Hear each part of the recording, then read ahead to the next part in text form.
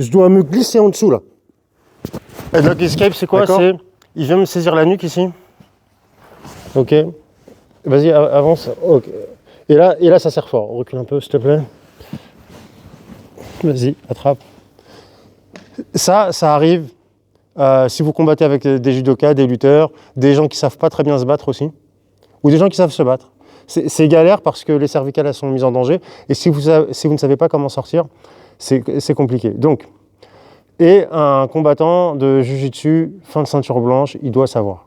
Ça fait partie du curriculum même self-défense en Jiu-Jitsu. Donc on va avoir deux options. Comme ça, quand vous êtes pris ici, vous savez quoi faire. Déjà, le premier truc, on va déjà essayer de capitaliser sur l'erreur. S'il y a une erreur et que sa saisie elle n'est pas très forte ici, on sort. C'est le danger de cette position. Et nous, on attaque le dos.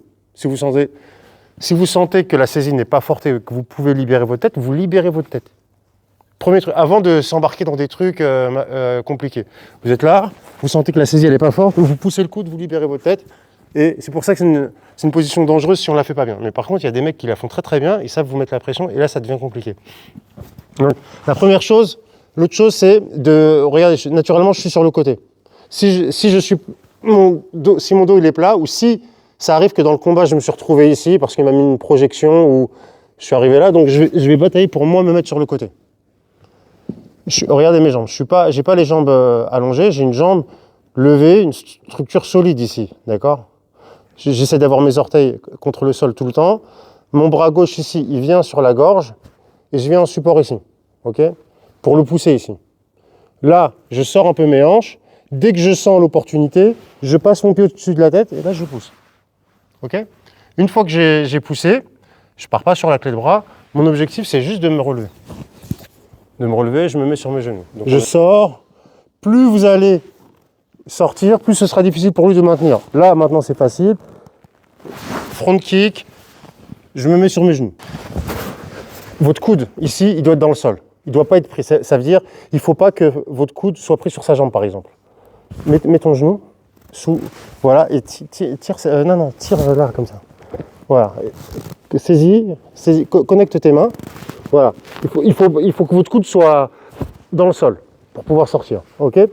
La deuxième option que l'on peut faire, c'est si jamais il est vraiment compact, j'arrive pas à mettre de la distance. Donc là, ce que je vais faire, je vais me rapprocher de lui. Je vais ponter là-bas, parce que quand je vais ponter là-bas, pousser là-bas. Non, qu'est-ce que tu vas faire? Si tu restes comme ça, je vais monter. Qu'est-ce qu'il va faire? Il va vouloir revenir vers moi. Quand il revient vers moi, je dois me glisser en dessous là. D'accord? Je dois juste profiter de l'espace, glisser quelque chose en dessous, glisser mon genou, glisser un bout de quelque chose. Une fois que j'ai glissé ce bout de quelque chose, c'est pas ce bout de quelque chose qui va le renverser, c'est moi et mon corps qui va continuer à rentrer pour le renverser. Ok? Donc l'idée, j'arrive, je mets de la distance, 1, 2, hop, boum, l'autre. Je suis ici, j'ai pas réussi parce que la tête elle est là. J'essaie de bouger. Donc là, je crée du levier pour glisser un genou en dessous. Quelque chose que je peux. Une fois que je suis là, bon, je glisse à l'intérieur. C'est pas un mouvement de force, hein, c'est un mouvement où je glisse sous le centre de gravité et j'essaye. Par contre, vous allez parfois devoir générer de la force pour le décoller un petit peu. Ok, vous essayez de ponter un petit peu pour glisser en dessous et partir de l'autre côté. On essaye? 1, 2. Hey, j'espère que t'as pas oublié de liker la vidéo. Ouah!